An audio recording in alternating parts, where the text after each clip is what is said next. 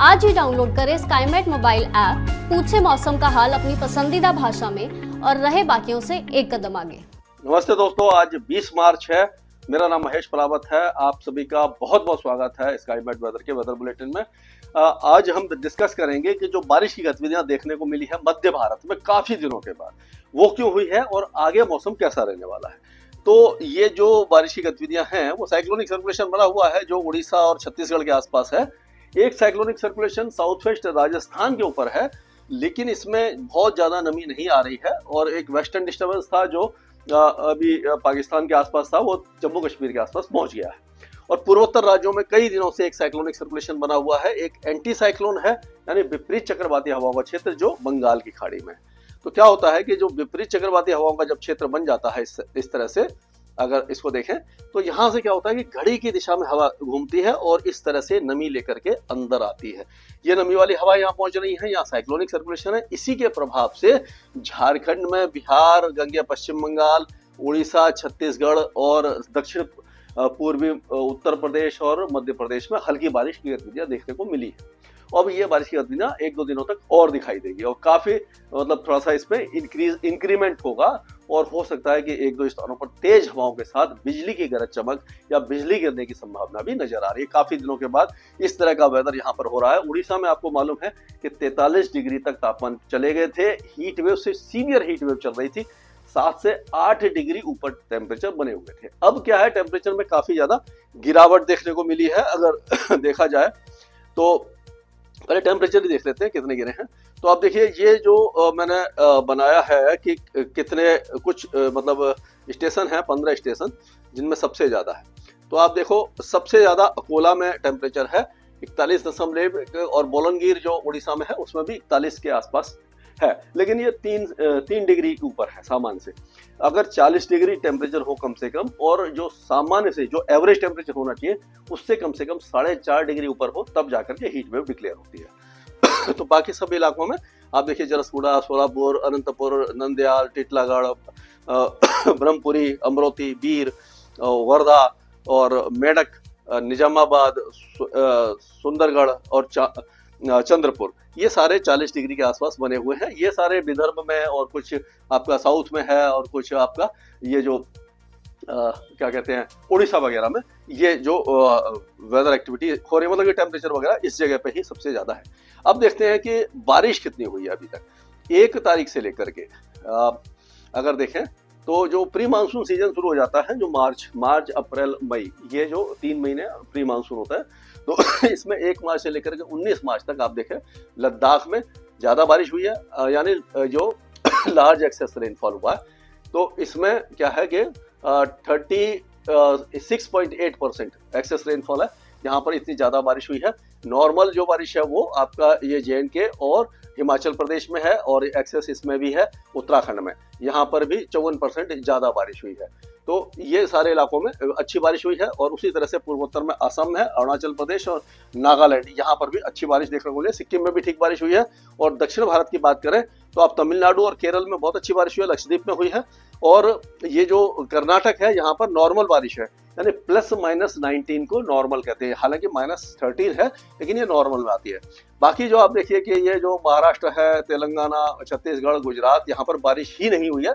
लेकिन अब क्या है कि छत्तीसगढ़ में आज बारिश हुई है। अगला जो आंकड़ा आएगा उसमें कुछ ना कुछ वेदर एक्टिविटी आपकी लार्ज रेन डेफिशिएंसी में आ जाएगा ये। और अब विदर्भ वगैरह में भी बारिश होगी, यानी कुछ आंकड़े इस इलाके के सुधरने वाले हैं, क्योंकि बारिश बहुत कम होती है इस सीजन में। तो थोड़ी भी बारिश हो जाएगी तो आंकड़ों में कुछ ना कुछ सुधार आपको जरूर दिखाई देने वाला है। तो ये हमने देख लिया। और पिछले 24 घंटों में जो बारिश हुई है उसको अगर हम देखें, नजर डालें, तो आप देखिए कि ये जो पहाड़ है यहाँ पर, ये उत्तरी पाकिस्तान में है और ये हिमाचल प्रदेश में कुछ रेन और स्नोफॉल हुआ है।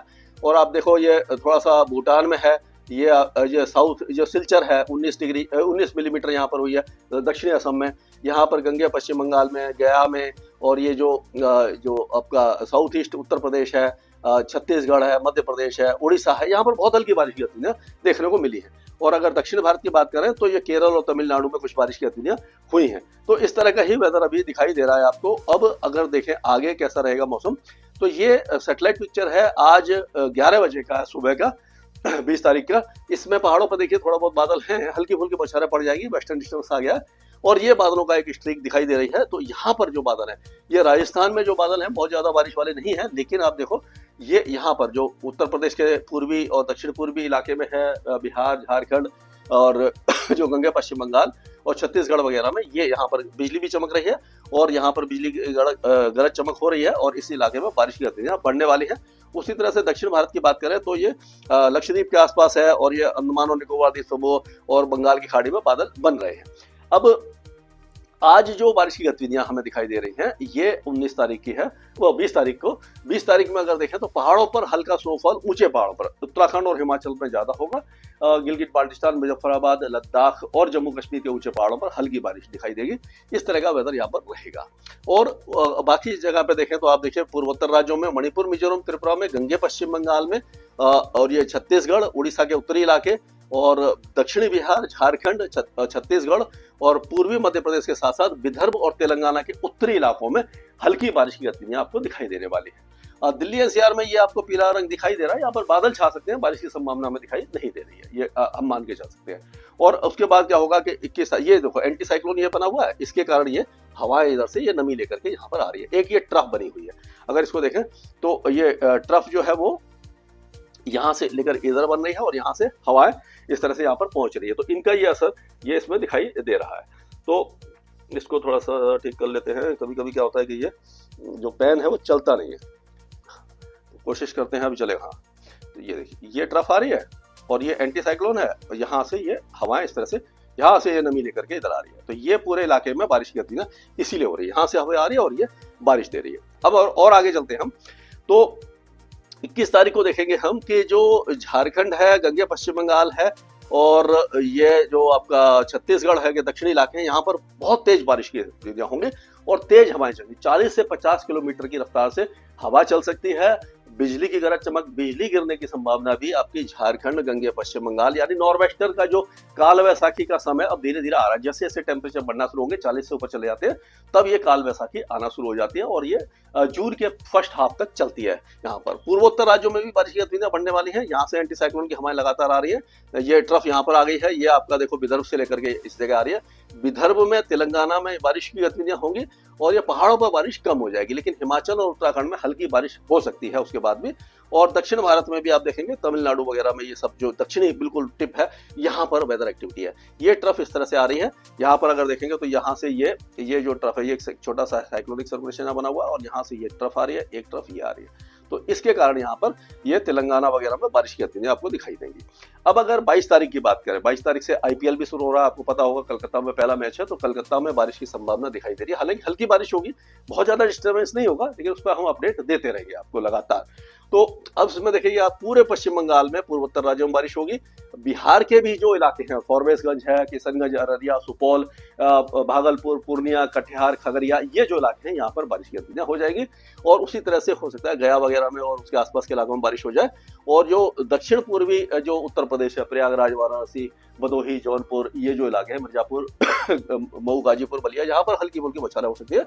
और उसी तरह से ये जो छत्तीसगढ़ के ज्यादातर इलाके और विदर्भ के जो गोंडिया और वाशिम, भंडारा, कोला, अमरावती, चंद्रपुर, ये जो इलाके यहाँ पर बारिश होगी। और तेलंगाना के कई इलाकों में, आंध्र प्रदेश और कर्नाटक के अंदरूनी इलाके से लेकर के पूरे तमिलनाडु और यहाँ पर जो केरल है, यहाँ पर बारिश की गतिविधियां बढ़ जाएंगी। यानी कि पूरे पश्चिमी जो पूर्वी तट है भारत का, यहाँ पर बारिश की गतिविधियां काफी अच्छी होने वाली है। तो इस तरह का वेदर ये रहने की उम्मीद हमें दिखाई दे रही है।